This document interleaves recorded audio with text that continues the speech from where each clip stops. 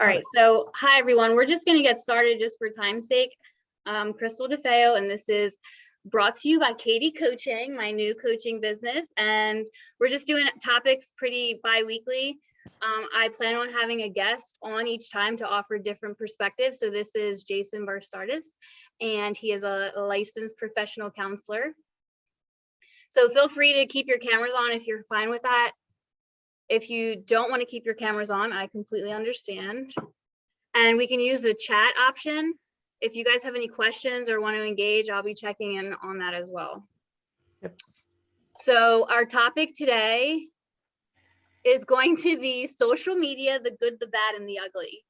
So I have a couple of big points I'm going to hit on. Jason's done extensive research, and I'm excited to see what he has to offer. And then we also have prompting questions to engage you guys, just to find out like where you're at and how it's benefiting you and what your struggles are with it, especially now that we're all still isolated with COVID and things like that. So hopefully it's a blessing. So let's get started. I still have people coming in, so just bear with me. Just, Welcome. the nature of Zoom. If you are just joining now, please mute yourself just so we limit background noise. Yes, you can. If you have something to say, you could always use one of those emojis or like wave your hand and I'll do my best to call on you. But I do want it to be interactive, so. Yeah.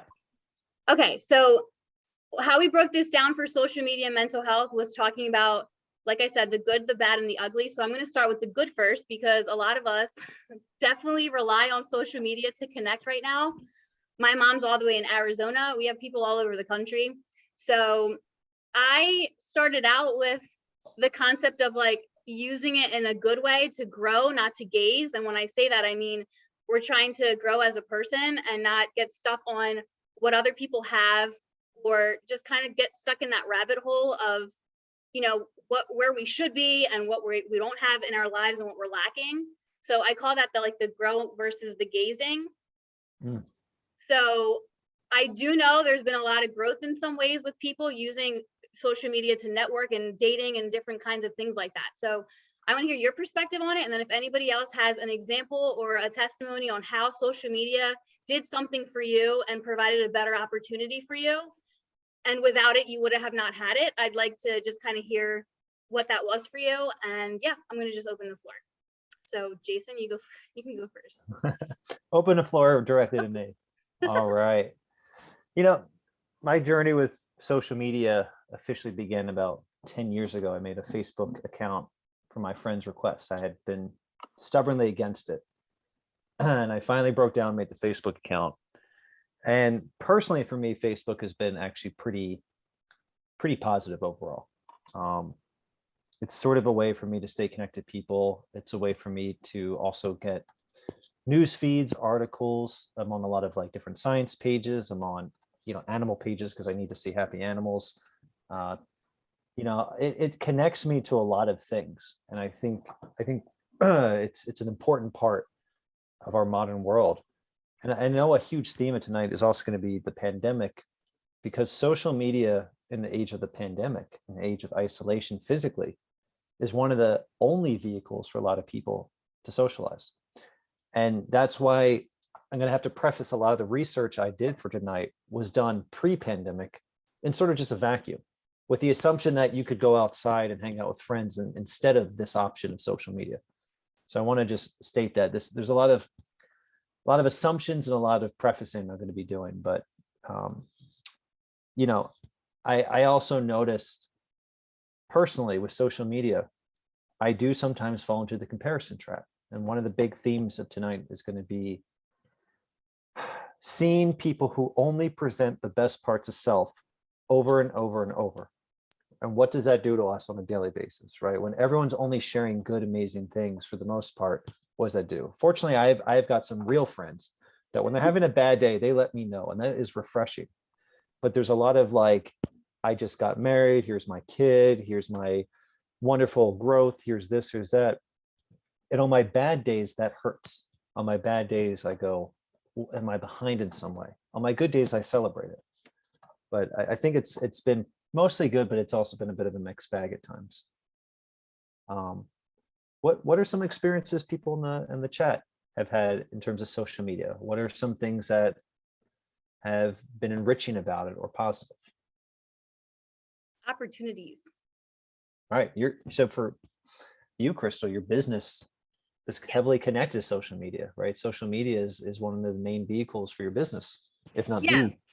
It's a very weird dynamic because in our field, we're taught not to put our personal, lives on there, not to connect with clients, and to have this sense of privacy. And then when it goes, like, my coaching is very similar to my field, right? And now I'm having to open up that avenue and accept friend requests of people I don't know and share parts of me that I'm not used to sharing. So it's like that weird dynamic. Right. And then being careful about what I post, because now jobs can use anything against you. So I have this, like, my professional setting that's monitoring my day to day. And then, like, I'm using it to also market, and I don't want to be a robot and kind of be like, Right.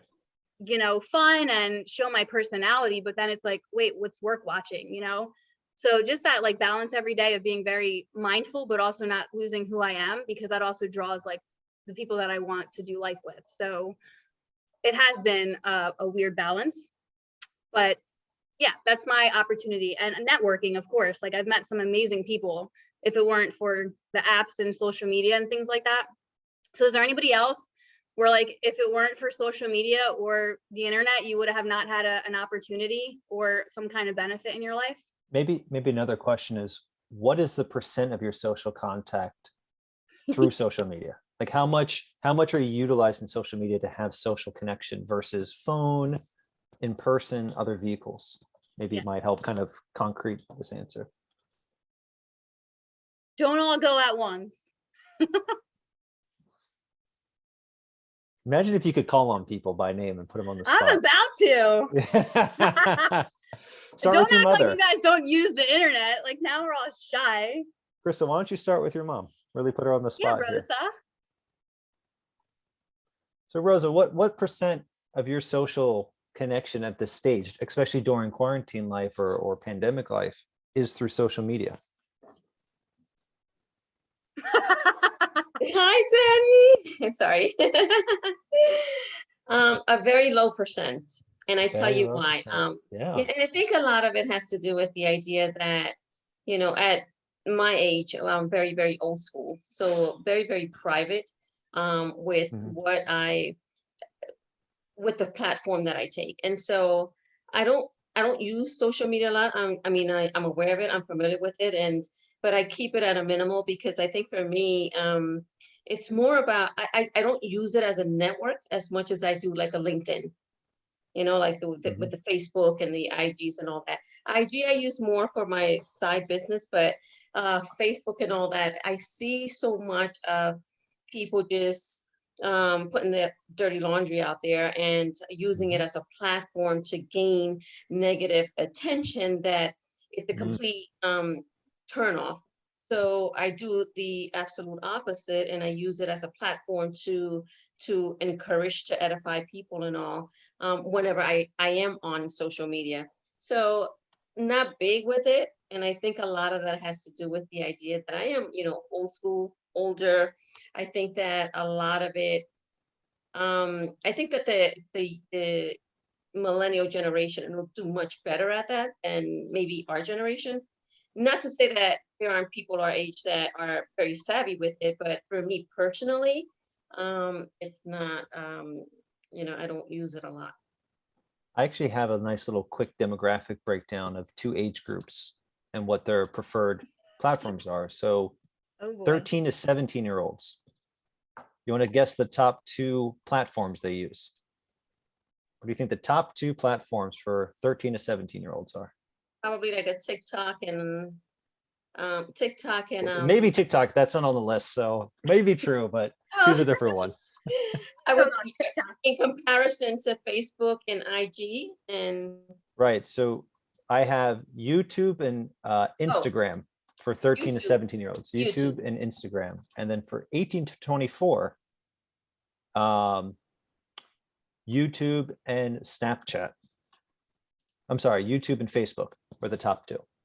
So different preferences, different ages. It didn't go above 24. It was just for those 2 age groups, but interesting how different people resonate. The least popular one for 13, 17-year-olds is Twitter, same for 18 to 24-year-olds. So I guess they're not, younger people are just not as attracted to Twitter. I guess you have to be some kind of president or something to be attracted to Twitter. President. So yeah, different attractions, different ages. All right.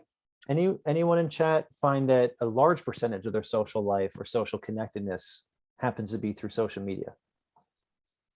Sort of a different experience than Rosa.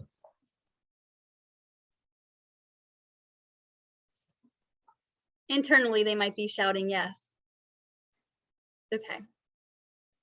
So I do have here that adolescents tend to spend the longest, and it's up to 3 hours a day. Mhm. And it also says that that puts them at higher risk, obviously. They report a lot of depression and anxiety. So I couldn't say, like, if I had kids, it'd be really hard to monitor that at this point, I feel like, but it's the generation is just a lot different. So we just got to be mindful about that. You know, it's interesting. Some of the things I saw with the depression anxiety research, it surprised me, because the depression was when you spend too much time on social media. Anxiety can happen for some people if they feel like they're missing out with all their peers. So the phrase I kept seeing was FOMO, fear of missing out, over and over again as a source of anxiety. And what that causes is this phenomena where younger individuals feel this pressure to have to stay up to date at all times with social events. So they're chronically checking their phone to see if they're missing any statements, and they want to be one of the first to respond, first to comment.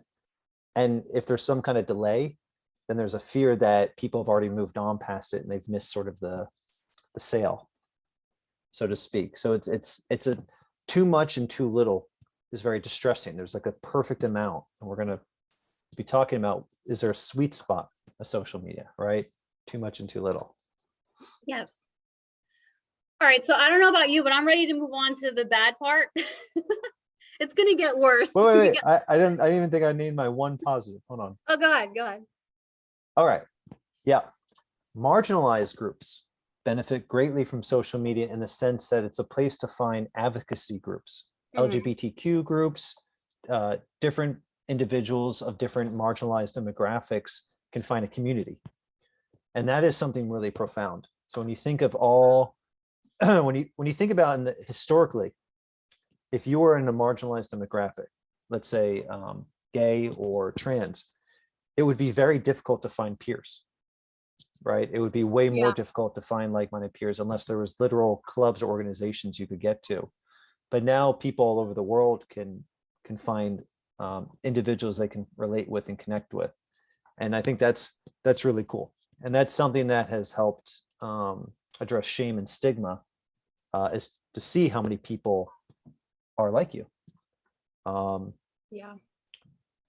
It can also serve as a platform for people who have no power or voice, people who are survivors of abuse, sexual assault. The Me Too movement is an example of an organization or movement with people who found it difficult to speak up. And now there's a lot of support online for those individuals. And can also be an outlet for creativity. Again, Crystal's livelihood, her creative work here as a life coach coming out. And in a research, in a survey in 2018, 31% of adolescents said that overall social media was good. So 31% said it was mainly positive. That leaves the other 69% who may have felt differently, but it didn't say that. So those are some of the big good stuff I saw. Because when we get into the bad and the ugly, it's going to take up most of this time. And I really, again, want to say, we're not here to bash social media. We're here to be informed of the effects and to also help people try to find other way to meet some of the emotional needs we might over rely on social media, right? If a person is overly using social media or finds that it highly affects their emotional state, then there might be alternative ways to meet those needs. So that was sort of an intention I came in with tonight. No, that's awesome. And one more thing with the groups is dating. Like I want to do a whole segment on that because a lot of people can't relate to using that for that purpose. But if it weren't for certain kind of dating apps and social media connecting that way, people would find it really difficult. I don't know, Yeah. to kind of explore that area. But we'll hold off, I guess, on that unless anybody Yeah, has. dating's probably gonna end up being its own video, right?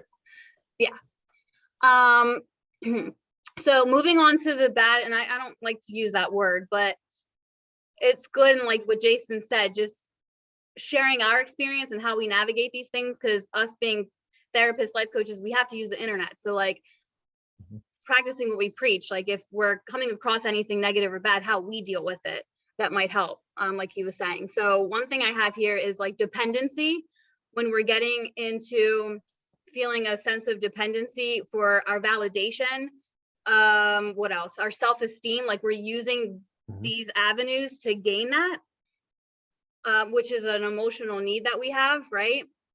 And sometimes it like influences our self-esteem in a worse way. So you're going there to kind of get built up, but it's breaking us down. So I have that on there. And then, yeah, let's pause there for a second. Just using it for validation. How many followers do I have? How many likes do I have? I struggle with it with this business. I feel like sometimes if I'm not getting a certain outcome, like it's not good enough, right? And then I gotta like check myself, like, whoa, like why am I really doing this, right? And who do I need validation from? So I just wanted to put that out there and see, obviously, your perspective, but if anybody else finds themselves struggling with being dependent on it to get a sense of validation for yourself, that it could, be detrimental. Sometimes I'll write what I think is the most beautiful and heartwarming post, and I'll get like 2 likes. And then I'll say, like, I went to a music concert, I'll get 50. And I go, what's more important to the people in my life here? What does this mean? Why do some posts get so much more traffic, so much more attention than others? How does that work? What are the mechanisms? Is it just the algorithms? Is it just what people are interested in commenting on? But I have noticed that. Oh, we got our first raised hand. Liz, take it away.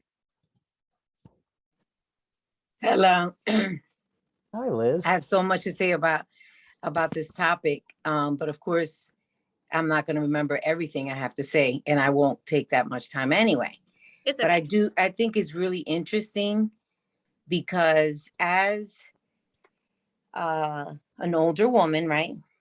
Middle age, 54 years old, right? I could relate to Rosa, right?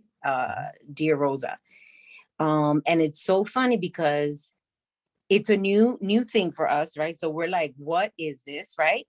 And so then it's the kind of thing that literally Crystal knows some of my story where I've lost friends over this social media thing, because and then I do want to answer what you just said.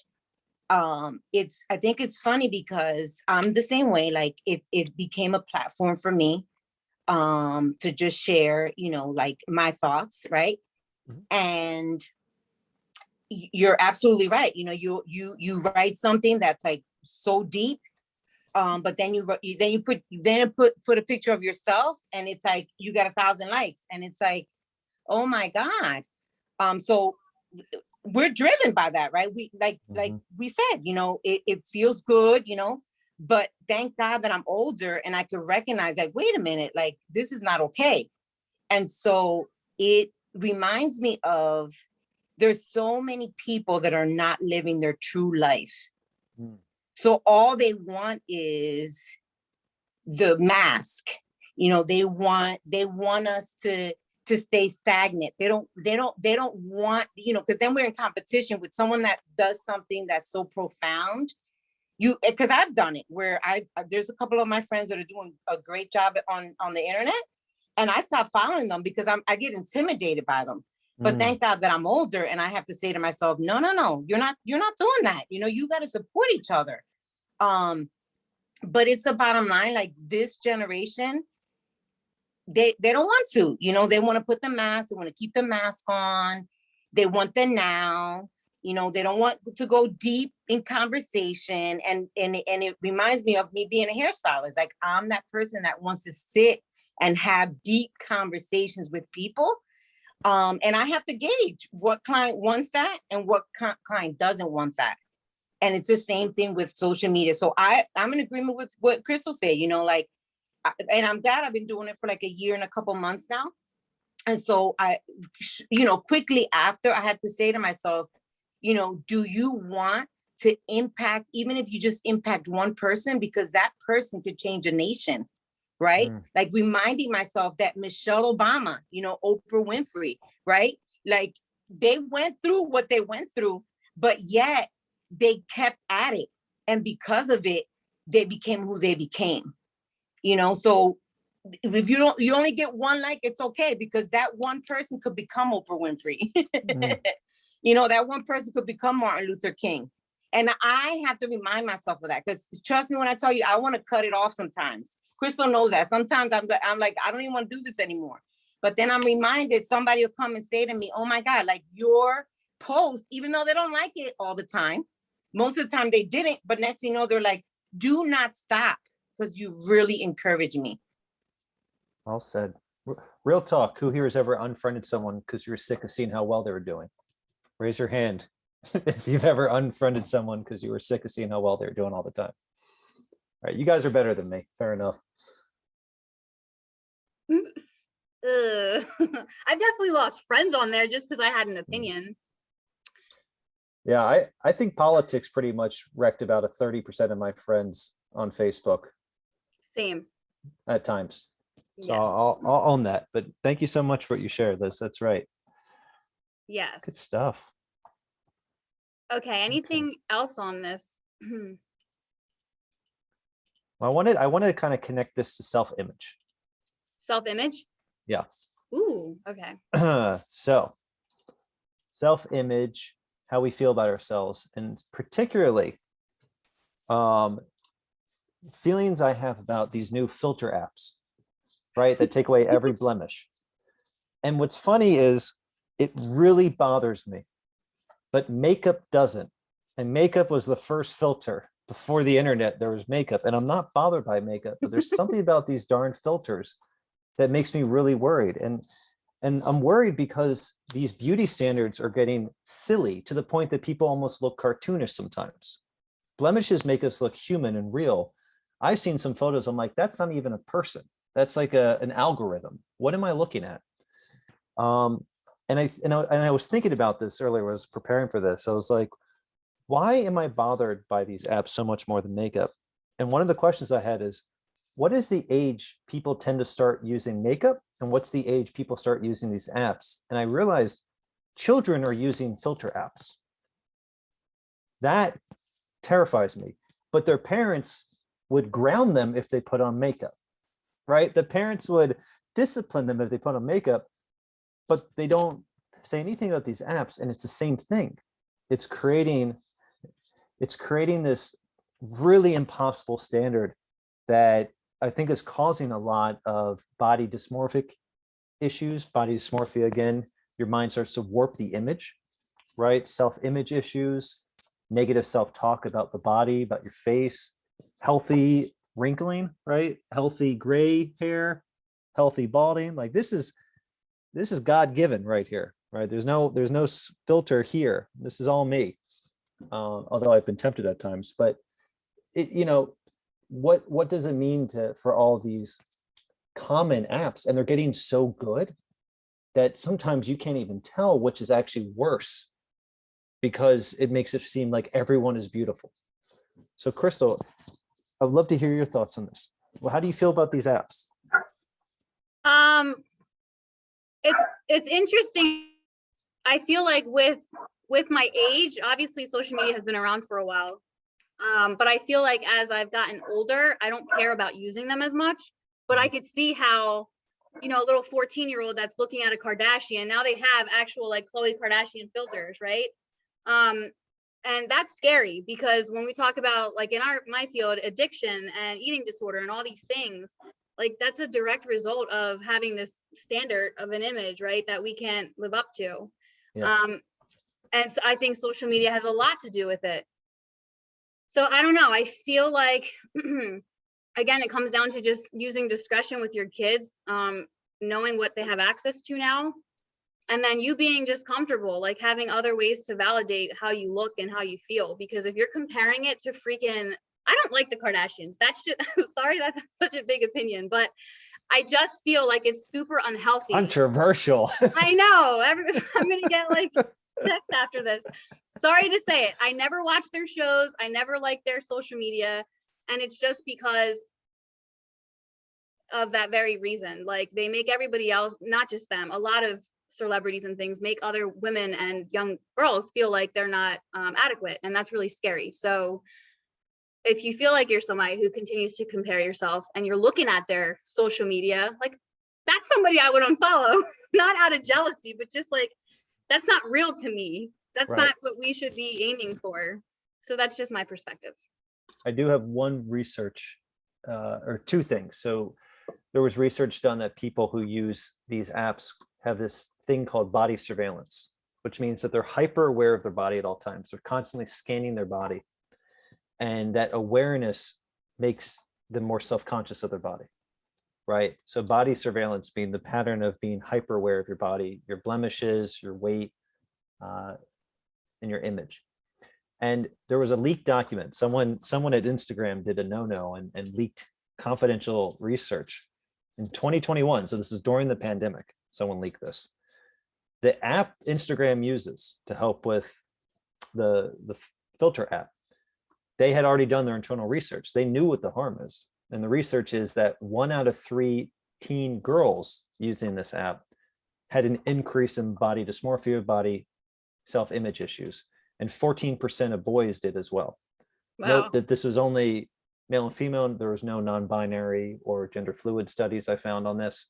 But the point is, between 33% and 14% of young people highly affected by this, and they know this, right? This research is going to start to pour out over the next decade, and we're going to see an uptick.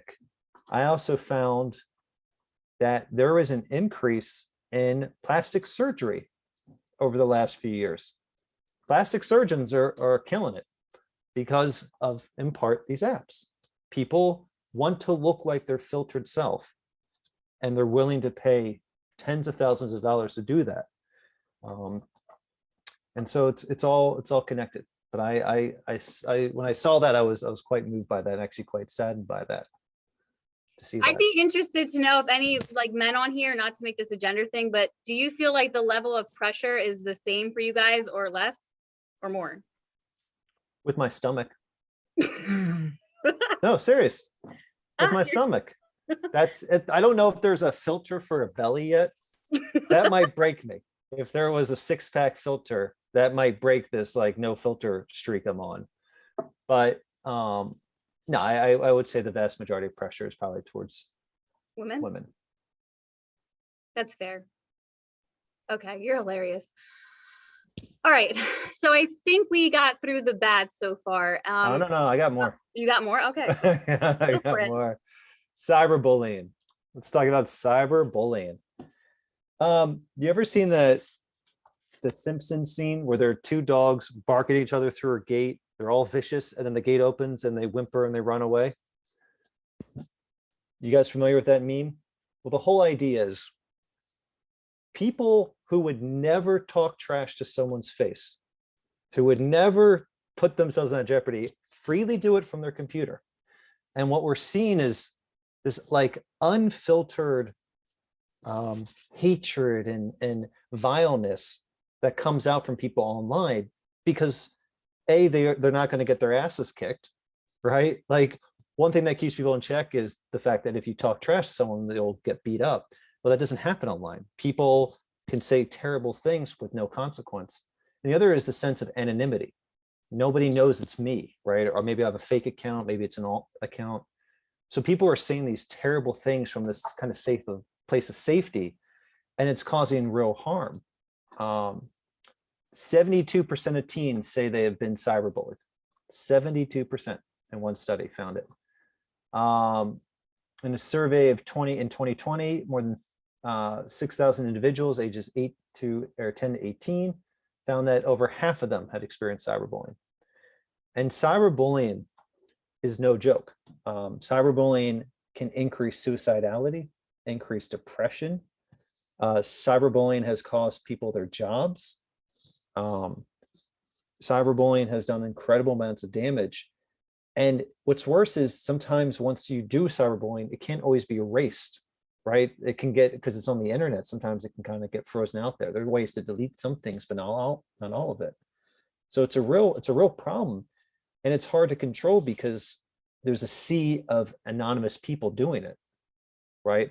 So now you have people seeing a barrage of really hurtful things with very little ways to stop it. So Crystal, what's been your experience of cyberbullying?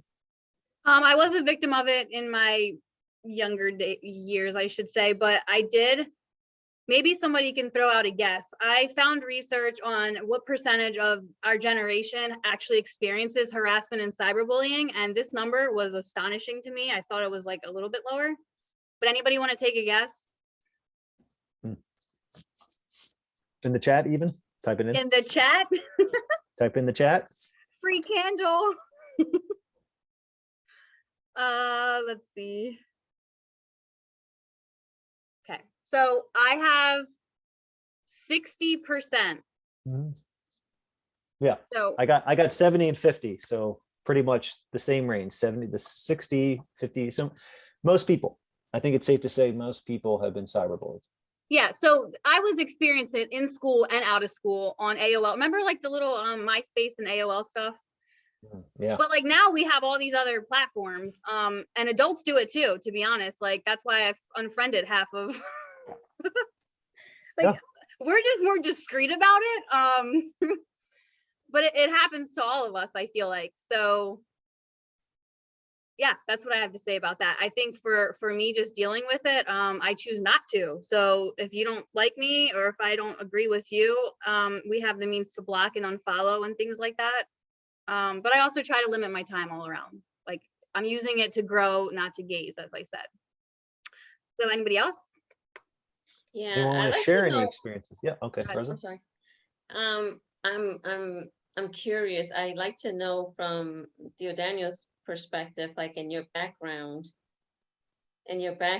like your experience with what you're hearing right now with the cyberbullying, with these girls using these apps to look more mature and to attain that attention that is unhealthy, that can actually put them in jeopardy Mhm. and at risk. So I like to know, with your background, what that's like. What are you what do you call it? What have you experienced in that area with these kids? Well, first of all, I have the cure for everything with regard to social media. Okay, just don't get on it. If you try to find me, I'm not existent. I'm like a ghost out there in the internet. I don't Facebook, FaceTime, Twitter, twat, Snapchat, Instagrammer, Kit Kat, Kitty Cat. I don't do any of that stuff. One, at work, we have a policy against it. Oh, Okay. wow. Number two, I just don't What is your need work, it. Daniel? For those of you I'm who don't know, sorry? including me, what do Yeah. you do for work? I'm a county detective in Burlington County, New Jersey. I've worked everything from sexual assault, child abuse to homicide. You Gotcha. guys are talking cyberbullying. We have a high-tech crimes unit that deals with that. They came under my wing a couple of years ago, so I'm almost done. I'm going to retire in about 2 months. So I'm in listening Congratulations. in listening and all this, I cyberbullying. There's cloud services. There's different ways, different things that we can do, to track people down. So, I think it was Chris that had mentioned something about messages and cyberbullying and being perpetrated by people that are unknown. Nah, there's such thing as an IP address, things of that nature. Trust me, we will find you. So that's not true, but yeah, it's huge. It's big. From my experience, there's a lot of negative with regards to social media. It actually incites violence. Okay, I would say in our county, a high percentage, I'll say over 80% of the homicides in Burlington County are perpetrated by those that just disrespect each other on the internet, basically punking each Wow. other. Ooh, you're gonna, too many people see that. So before you know, there's a drive-by shooting, let's say in Wellingborough. They'll retaliate from the folks down in, let's say, Sunbury, Village, or in Pemberton Township, and they go back and forth. And then what happens in between? a bullet goes through a window and kills the 89-year-old lady that was watching the soap operas. And yes, Erica Kane, I think, is still alive. Rosie, she's still in there? Erica Kane? Remember? Okay. You know, so social media does have its positives, but I think from my perspective, it has a lot of negatives. And but I tell you what, one of the positives, it kind of helps us solve crimes, believe it or not. Okay, well, solve crimes. These days, that's the first thing we look into. We're looking into an open homicide right now, where we think it was a drug-related robbery, and the only clue that we have is the dead guy's cell phone. Okay, trying to get into it now, and that's going to basically either make or break the case. It's all has to do with, you know, the electronics these days, whether it's a social media hookup. You know, we get into encryption. Okay, iMessage. Somebody had mentioned algorithms earlier, things of that nature. That's basically the basis of this. What do they call it? End-to-end communications. You know, the iMessage. What is it? The FaceTime and all that other stuff. You know, stuff like that is kind of hard to break into, intercept, at least real time. You know, but it does have its positives when it comes to, you know, try to solve crimes. But you know, my experience, it's all negative. It's being utilized basically incite violence. Daniel, So it would be the- incredibly helpful if you could post any resources in the chat for people who are survivors of cyberbullying, whether it's agencies they can contact if they're targeted, or other ways they could reach out. If there's anything you can post in the chat, either resource number or website, I would really appreciate that. Well, I think the organization escapes me right now, but I want to say it's NetMech. It's the Center for Missing and Exploited Children. I think that's one big resource that the Crystal should post. I'll say about a high percentage of our high-tech crimes cases are coming as referrals from NetMech. That's the NetMech. It's the Center for Missing and Exploited Children. Gotcha. Perfect. Are you saying explored or exploited? Exploited. Okay. Okay. Sorry to interrupt, Rosa. I wanted to jump on You know, that. so that's one big resource that you know, Crystal could post. I mean, there's a lot of platforms out there that you know, people can, you know, Google and you know, do research on, you know, for all kinds of assistance, things of that nature and stuff. But yeah, cyberbullying is, you know, it's big, but again, it's I think Jason hit the nail on the head, you know, earlier. You know, it's easy to bully somebody online, but then they got no balls when it comes to face. Excuse Why stop the now, language, Dan? whatever. But when it comes to face, they want nothing to do with that, you know. But some do take it another level, you know, and they do, you know, for lack of a better term, start pulling triggers. Yeah. And you know, so you know, again, you can't find me anywhere. You know, I may Zoom once in a while, but I'm primarily a texter. Wonderful. You're a memer too.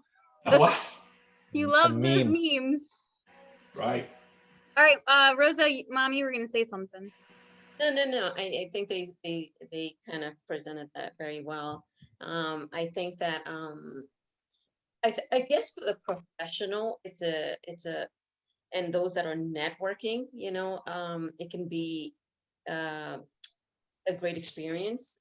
And, you know, obviously you can build your network, you can, you know, grow your business and everything. But I think when you look at it from a different perspective, what a lot of the younger generation is doing now, and even adults, I work with seniors, and there's bullying, you know, among the seniors, and it's really, really bad. So I think that when you're using social media, just to gain, you know, again, to just acquire attention and to hide behind a mask, that's a whole different beast there. So, you know, it depends. Again, you know, our generation likes to do things the old-fashioned way, you know, and we're still very successful at it. Mhm. It's done differently. There's different methods, different strategies, and all that. But you know, I mean, if you're savvy with social media and it benefits you and it benefits others, great, I say go for it. But if you're using it as a platform, with these young girls that, I mean, again, putting themselves at risk using these filters to attract attention, to portray themselves to be someone that they're really not and everything, there's danger in that. So yeah, I think that they should be monitored. I think that I actually think that that should not be allowed on a lot of these platforms, but I guess you can report it and everything. But so it's kind of like a catch-22. It's a catch-22. It could be really good and then it could be really bad. Yeah. So that's like most things in life, a balance. Too much of anything's not good. So so we have 15 minutes or less, Jason. So if Sure. it's okay with you to transition to the final stage of ugly, and this is just more merely for awareness versus bashing the internet, because I'm not trying to do that. More awareness, and then close it out with some tips that what like works for you, what helps you moderate it, etc. That would be really helpful. Are we good to move on? Yeah. Okay. So for the ugly, the biggest thing, we already hit on like suicide, depression, all that stuff going up. The only thing that I wanted to say, just from my observation, has a lot to do with, I have here like us being obsessed with the internet and the internet being obsessed with us. I don't know if that makes any sense, but when it starts feeding our addictions, whether it be not addictions, bad habits like shopping, right? Gambling, these algorithms that kind of target what you really, really like, or what do they call that? Like your Targeted ads. You talking about targeted ads? Yes. So like you're a shopper and you say like, I need a couch, and your Google picks it up, and then all of a sudden you see all these couch advertisements. It's even more concerning when you're not near a phone and you're just talking to your friend, and all of a sudden your computer starts showing all the things you're talking about. Yeah. I'm like, that can't be good. There's no, like, this can't be a good thing, what's happening right now.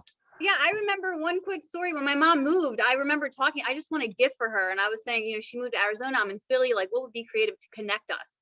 Later, I see a pillow and it has the state of PA and the state of Arizona on it, mom and daughter. And I'm like, call it paranoid, but I'm like, I literally put it in a status. I was like looking for a gift. So I don't know. It just like concocted some like crazy special gift for her. But I don't want to become paranoid ever. And I do, turn off my devices if I have to. But the idea that like, if you start liking things, that it attracts your likes, right? Mm-hmm. It's the same with the drug market and different things like that on the internet. So it capitalizes on gambling, drugs, betting, you name it, different types of bad behavior. Did you get the pillow? The people need to know. So I just wanted to make it very known, like, don't allow the internet to know you more than you know yourself, right? You And if incriminated yourself. If We have it's a targeting detective you, on the show. Yeah, be careful what we say.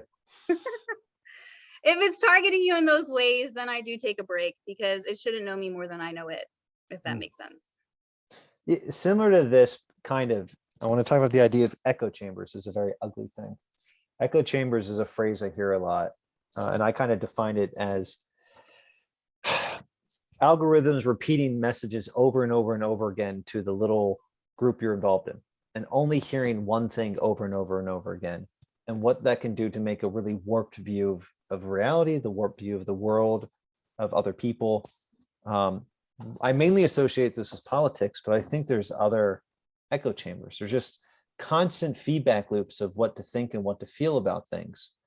And it can really make it really hard to have critical thinking for ourselves. One thing about social media is it often tells you what to think. It doesn't teach you how to think. And I'm concerned about that. I'm concerned about critical thinking skills, thinking for ourselves, solving our own problems. And I don't know how deep this is going to get, but I'm also worried, and there's actually a term called Google syndrome, which is the phenomenon that because you can look up anything, our short-term memories start to degrade because we don't need to exercise them. You don't need to memorize phone numbers. You have it all on your phone. You don't need to remember all the capitals of every state. You can just look them up.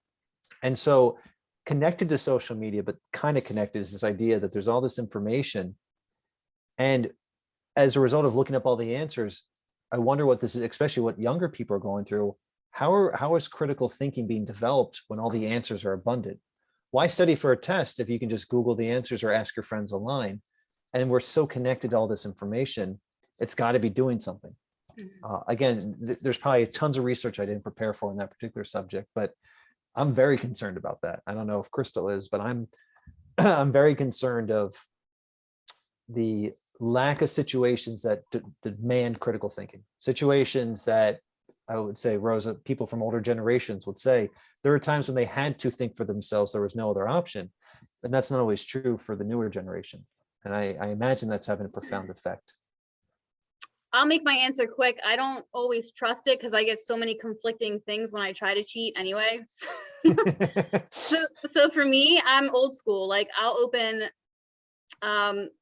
like books, you know, or try and go to Barnes and Nobles and find out that way, a newspaper, a magazine. And I actually now know why people don't invest in that. I actually tried to buy one the other day. It was like $14.99 for a magazine. Like that's insane. It used to be like $3. But anyway, I just try to find like the old school ways of learning information and feeding my brain, not just Googling stuff. Right. That's just me though. Right. Yeah. Any other topics or aspects we haven't brought up tonight? Anyone would like to bring just to the table, stuff that maybe we could start a conversation or even pick up on a later episode? We touched on a lot. We did. I feel good. So I guess maybe wrapping up with whatever works for you to find that balance. I have some tips that I use. Yeah. What are some tips to help people with moderation? Me first. Anybody? Sure. You first, Crystal. Okay, so I keep reminding myself to only use it to grow. That's tip number one. Two, I want to be independent. Like that's just my nature anyway. So I don't like things controlling me. So when I find that like I have to go on there to, for some reason, like I'm like, whoa, like I just want my independence back. I don't want the internet controlling me. So I've actually logged out of my apps because I don't remember my passwords anyway. So I'll just log out of them and take like a break for a week or two. And then lastly, yeah, I find like other ways to feed my spirit, I guess. So if I'm looking for positivity, like I'll, like I said, open my Bible or something else instead of reading, you know, quotes from other people or statuses. Like I just want the natural way that I receive positivity. I don't want to forget how to do that and validate myself in healthier ways, not using the internet. So that's what's helped me. Yeah, I like that you named intentionality. I think the mindlessness of social media is probably one of the most damning.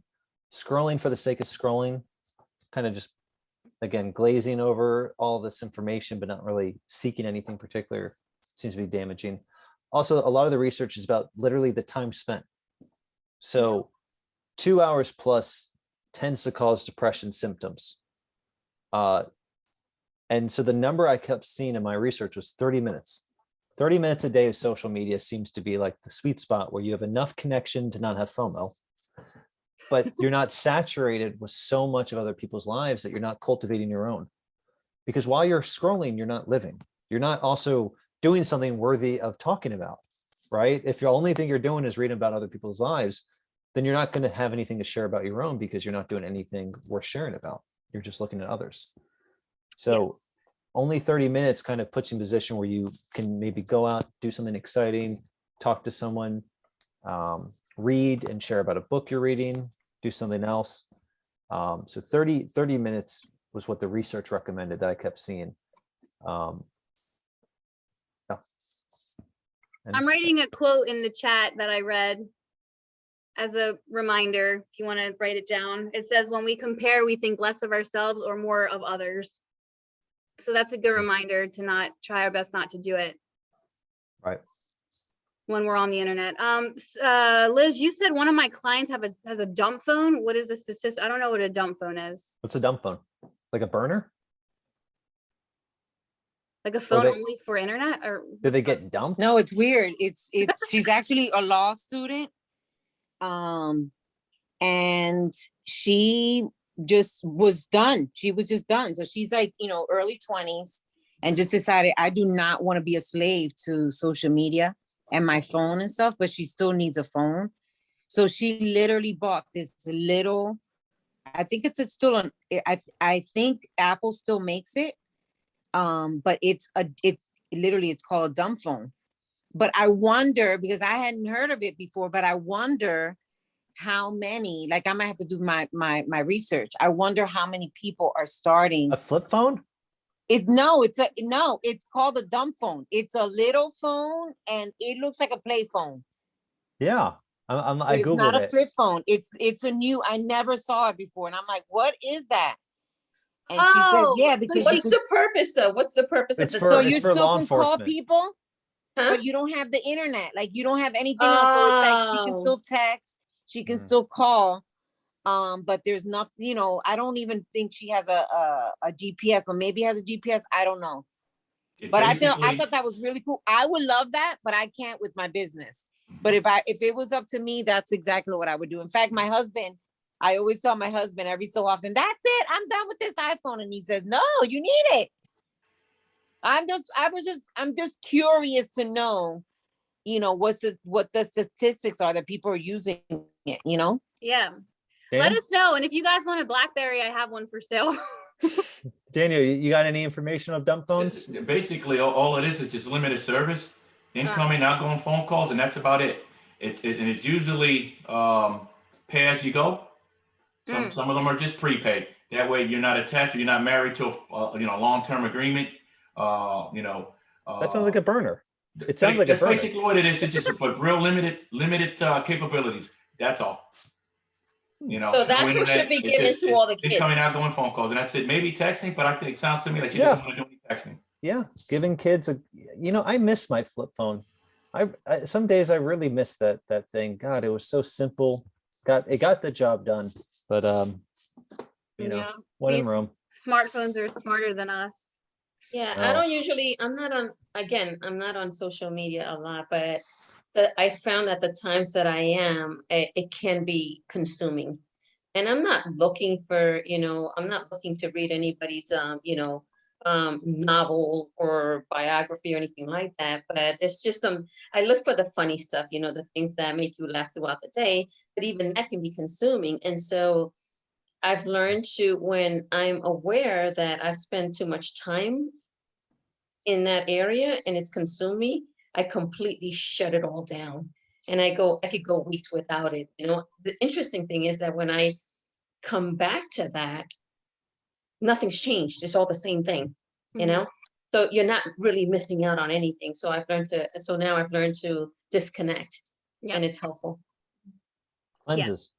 Social media cleanses. Some people report like 1 or 2 weeks away can improve mood if you are feeling depressed or anxious. Temporary cleanses. Just like if it was a substance, caffeine, cigarettes, drugs, try the cleanse. Sugar. Detox. Yeah. All right. Okay. Good Well, stuff. I love this. I'll be honest, since my layoff, I've been spending a lot more time on social media. Yeah, that's honest. Right. Very honest. Can we get a comment from that Miss Booby or something? That lady in the middle hasn't said Ruby. anything all day. Hello, can you hear us? If you were listening, she just wrote in the chat. I'll be She wrote honest. a very honest and listen. heartfelt statement of vulnerability of her Hello? struggle, Daniel. I want to honor that. Thanks, Ruby. Yeah, so what I would say with that, I don't think you're the only one. When we have more time, we try to entertain ourselves. But if you need me to scoop you, I'll go down to Philly, pick you up, and we'll go shopping or something. My treat. Get you off that internet. But definitely books and other things. Like, so I know not to put her on the spot, but she's super creative, like very creative, like in the craziest way. So you know what? I'll just give you an order. If you can bake me a bunch of stuff. She's so You talented. should help your social media addiction by cooking for you. Wonderful, Crystal. Very Yeah, she creative can bake me solution. some baked goods. No, she's super right. creative. I keep telling her to open up her own business. Like a party, I forget what they're called. But anywho, so I appreciate you guys coming on. I'm gonna wrap this up just for time's sake, but every other Wednesday I plan on, like I said, having a different topic. And just something that we can relate on and that feeds you, fills your cup. So if you have any suggestions, you can email me, text me, right on social media. I've been asking for different suggestions. So we'll see what, the next 2 weeks brings, but I'm super excited. And thank you, Jason, for taking time out. My pleasure. Thanks for having me. All right. Well, you guys have a great rest of the night, and we'll see each other again soon. Thank Take care, you. Bye. everyone. All right. Bye. Good night, guys. Bye.